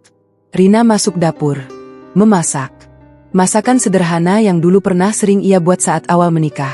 Sayur bening, ikan goreng, sambal, makanan yang dulu Arman suka. Saat dihidangkan, Arman memandang meja itu lama. Seperti sedang melihat masa lalu. Kamu masih ingat? Suara Arman nyaris berbisik. Rina menahan tangis. Aku mengingat semuanya. Untuk pertama kali setelah sekian lama, mereka makan satu meja. Tanpa teriakan, tanpa hinaan. Hanya sunyi yang anehnya terasa damai. Seperti malam sedang memberi mereka satu kesempatan kecil untuk mengingat. Mereka pernah saling mencintai. Setelah makan, Arman berdiri, masuk kamar, lalu keluar membawa satu map. Meletakkannya di depan Rina. Apa ini? Surat talak. Dunia Rina seperti berhenti. Tangannya dingin. Napas tercekat. Arman berkata, besok tinggal kutandatangani di depan hakim. Air mata Rina pecah. Harapan yang tadi tumbuh, serasa runtuh lagi. Namun Arman melanjutkan, kalau malam ini, aku menemukan satu alasan untuk percaya. Mungkin surat itu tak akan kutandatangani. Jantung Rina berdetak keras. Satu alasan. Hanya satu. Tapi apa? Sebelum ia bertanya, Arman berkata, temani aku ke makam ayah. Tengah malam itu, mereka pergi, naik mobil dalam diam. Menuju pemakaman kecil di pinggir kota. Di bawah cahaya lampu redup, mereka berdiri di depan nisan tua. Ayah Arman. Lelaki yang tak pernah sempat dikenal Rina. Arman menatap batu nisan. Lalu berkata pelan. Dulu ayah bilang, pilih istri yang menghormati luka-lukamu. Ia menoleh ke Rina. Menurutmu, kamu sudah menjadi itu? Pertanyaan itu menusuk sampai tulang. Rina menangis. Belum. Tapi kalau Allah masih beri aku waktu, aku ingin belajar menjadi itu.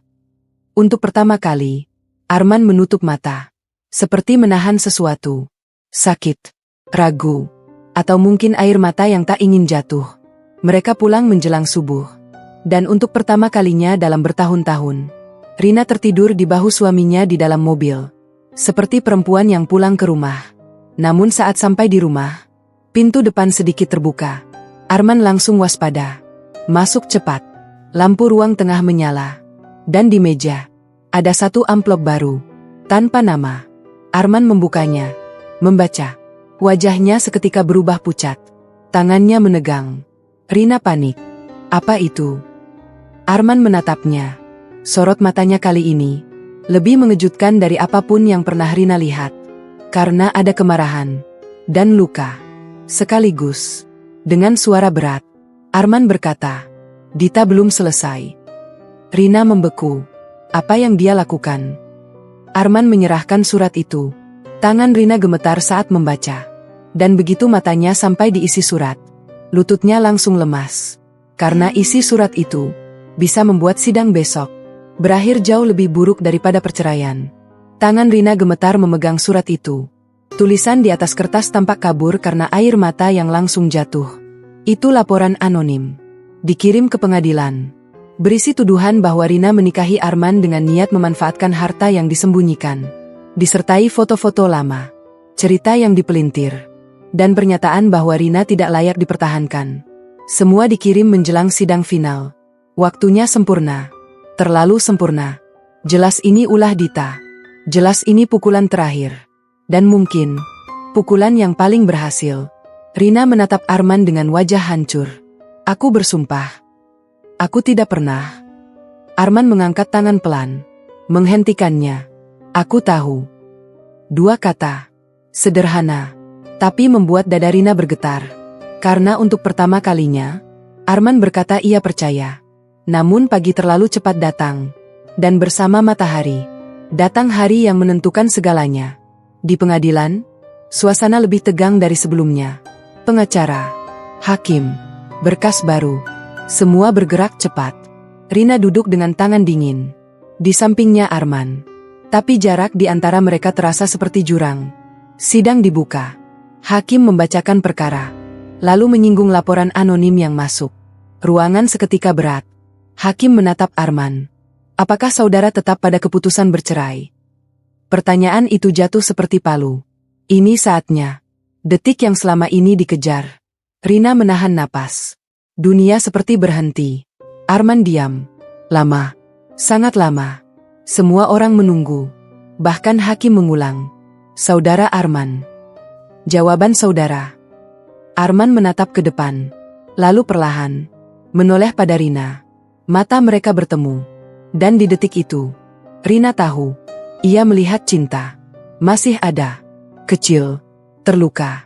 Tapi belum sepenuhnya mati. Harapan menyala. Namun, Arman kembali menatap hakim. Dan berkata, saya tetap melanjutkan perceraian. Dunia runtuh. Benar-benar runtuh. Air mata Rina langsung pecah. Tubuhnya goyah. Suara di ruangan menghilang. Yang tersisa hanya satu kalimat itu. Tetap melanjutkan perceraian. Hakim melanjutkan proses. Tapi Rina hampir tak mendengar apapun. Ia hanya menatap suaminya. Lelaki yang tadi sempat membuatnya percaya. Lalu menghancurkan harapan itu di detik berikutnya. Saat hakim memberi kesempatan terakhir bicara. Rina berdiri. Tubuhnya gemetar. Suaranya pecah. Aku tidak membela diriku. Aku tidak minta hartamu. Aku tidak minta rumah. Aku hanya minta. Jangan hukum aku seumur hidup dengan penyesalan ini. Ruangan sunyi. Bahkan beberapa orang menahan napas. Air mata Rina jatuh deras. Ia menatap Arman. Aku terlambat sadar. Iya. Aku terlambat mencintaimu dengan benar. Iya. Tapi cintaku sekarang nyata. Dan dengan suara yang nyaris hancur. Ia berkata, kalau hari ini kamu ceraikan aku akan menerima. Karena aku memang pantas kehilangan. Kalimat itu jatuh seperti pengakuan terakhir. Tak ada strategi, tak ada bujuk rayu. Hanya penyerahan total. Sunyi panjang. Hakim menatap Arman. Saudara tetap pada keputusan. Inilah detik terakhir. Penentuan. Arman menarik napas panjang. Tangannya perlahan mengambil pena. Surat talak ada di depannya. Semua mata menatap. Rina gemetar hebat. Pena menyentuh kertas. Dan Arman menandatangani. Seketika, semuanya seperti mati. Air mata Rina pecah. Lututnya lemas. Ia hampir jatuh kalau tak ditahan kursi. Hakim menyatakan proses sah berjalan. Dan di detik itu, pernikahan yang dulu dibangun dengan cinta, resmi berakhir oleh keputusan yang tak bisa ditarik. Rina menangis tanpa suara. Bukan seperti orang marah. Tapi seperti jiwa yang tahu. Ini benar-benar terlambat. Setelah sidang selesai, orang-orang mulai keluar. Ruangan kosong perlahan. Rina masih duduk. Tak bergerak. Tak sanggup berdiri. Lalu Arman mendekat. Berdiri di depannya. Untuk terakhir kalinya sebagai suami. Rina menatap dengan mata bengkak. Masih berharap. Meski tahu semuanya selesai. Dengan suara gemetar ia berbisik. Masih adakah jalan? Arman menatap lama. Lama sekali. Seperti menyimpan seluruh cinta, luka, dan perpisahan dalam satu tatapan. Lalu ia berkata, aku mengabulkan keinginanmu. Kalimat yang dulu ia ucapkan saat Rina menuntut cerai. Kini menjadi penutup segalanya. Rina hancur. Benar-benar hancur. Namun sebelum pergi, Arman meletakkan sesuatu di tangannya. Cincin kawin itu. Cincin yang dulu ia lempar. Yang selama ini Arman simpan. Kini dikembalikan. Sebagai penutup. Bukan awal. Penutup. Lalu Arman berbalik. Berjalan pergi. Tanpa menoleh. Tanpa ragu. Dan Rina hanya bisa melihat punggung lelaki yang terlambat ia cintai dengan benar. Menghilang dari hidupnya. Namun klimaks belum selesai. Karena saat Rina keluar dari pengadilan, ia melihat iring-iringan mobil hitam menunggu Arman. Direktur-direktur, pengusaha, orang-orang penting, semua memberi hormat. Dan untuk pertama kalinya di depan matanya sendiri, ia melihat penuh. Siapa lelaki yang dulu ia hina sebagai kuli, kontraktor besar, pria terpandang, suami yang ia sia-siakan. Dan penyesalan itu baru saja benar-benar dimulai. Langkah Arman menjauh. Mobil hitam membawanya pergi. Dan Rina berdiri terpaku di halaman pengadilan. Memegang cincin kawin di telapak tangannya. Dingin, ringan. Tapi terasa lebih berat dari seluruh hidupnya. Baru beberapa menit lalu, ia masih seorang istri. Kini, ia hanya perempuan yang terlambat sadar. Orang-orang di sekitar perlahan bubar. Suara kendaraan menjauh. Halaman pengadilan makin sepi, tapi di dalam dada Rina, ribuan suara penyesalan justru berteriak. Seandainya aku tidak menghina. Seandainya aku mendengar. Seandainya aku berhenti mengejar gengsi. Seandainya aku mencintainya lebih cepat. Tapi hidup tidak pernah memberi harga untuk kata seandainya. Karena semuanya selalu datang setelah terlambat. Hari-hari setelah perceraian berjalan seperti hukuman sunyi. Rumah kecil itu akhirnya benar-benar kosong. Bukan karena disita. Arman diam-diam melunasi semuanya sebelum pergi. Itulah yang paling menyakitkan. Bahkan saat menceraikannya, lelaki itu masih melindunginya. Dan justru kebaikan itulah yang membuat penyesalan Rina semakin kejam. Setiap sudut rumah menyimpan Arman. Cangkir kopi hitam. Kursi kayu tempat ia biasa duduk diam. Paku kecil yang pernah ia pasang sendiri di dinding. Semua berubah jadi luka. Rina hidup dengan bayangan. Makan sendiri, tidur sendiri, bangun tanpa suara langkah subuh. Dan baru kini ia tahu, kehilangan paling kejam adalah kehilangan yang datang saat kita baru sadar nilainya. Beberapa minggu kemudian, kabar tentang Dita terbongkar. Penyelidikan bank berjalan. Manipulasi pinjaman terbukti. Suami Dita terseret. Bisnis mereka hancur. Rumah disita. Nama mereka jatuh. Karma datang. Tapi anehnya, tak ada kepuasan di hati Rina. Karena semua kehancuran itu tak mengembalikan Arman. Suatu sore, Pak Hendra datang. Membawa map. Dan satu kabar yang membuat tangan Rina gemetar. Arman pergi. Kemana? Pindah ke luar negeri. Darah Rina seperti berhenti. Pergi. Benar-benar pergi. Bukan sekadar menjauh. Menghilang dari jangkauan hidupnya. Kapan? 3 hari lalu. Rina hampir roboh. 3 hari. Dan ia bahkan tak tahu. Tak sempat melihat. Tak sempat minta maaf sekali lagi. Tak sempat mengucap selamat tinggal. Pak Hendra meletakkan map itu. Ada ini. Rina membukanya. Sebuah surat. Tulisan tangan Arman. Air mata langsung jatuh bahkan sebelum ia selesai membaca baris pertama. Rina, kalau surat ini sampai padamu, berarti aku sudah pergi. Bukan karena membencimu, tapi karena aku harus menyelamatkan sisa hatiku. Tangan Rina gemetar hebat. Ia lanjut membaca. Aku memaafkanmu. Tapi memaafkan tidak selalu berarti kembali. Ada cinta yang tetap hidup, namun tak bisa lagi tinggal di tempat yang sama. Napas Rina tercekat. Baris berikutnya membuat jiwanya runtuh. Aku mengabulkan keinginanmu untuk berpisah. Tapi bukan berarti aku berhenti mendoakanmu. Hiduplah baik-baik. Dan jangan lagi menghina cinta yang datang tulus. Karena tidak semua orang yang pergi masih meninggalkan doa. Surat itu jatuh dari tangan Rina. Ia menangis sejadi-jadinya. Bukan karena Arman pergi, tapi karena bahkan dalam perpisahan, lelaki itu masih meninggalkan kebaikan. Dan itulah hukuman paling menyakitkan. Dicintai begitu tulus. Setelah semuanya hilang, bulan-bulan berlalu, Rina berubah. Tak ada lagi ambisi pamer. Tak ada lagi gengsi. Ia hidup sederhana. Bekerja kecil-kecilan.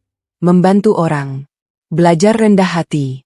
Bukan karena ingin dilihat berubah, tapi karena penyesalan mengubahnya. Namun penyesalan tak pernah mengembalikan waktu. Suatu hari, setahun kemudian, Rina berjalan melewati sebuah bandara. Ia sebenarnya mengantar seseorang. Bukan berharap apa-apa. Tapi takdir punya cara sendiri menusuk luka lama. Di ruang tunggu internasional, ia melihat sosok itu. Arman, berdiri jauh di sana. Lebih rapi, lebih tenang, lebih asing. Jantung Rina hampir berhenti. Tangannya gemetar. Ia melangkah. Pelan. Tak percaya. Arman menoleh. Mereka saling menatap. Waktu seolah berhenti.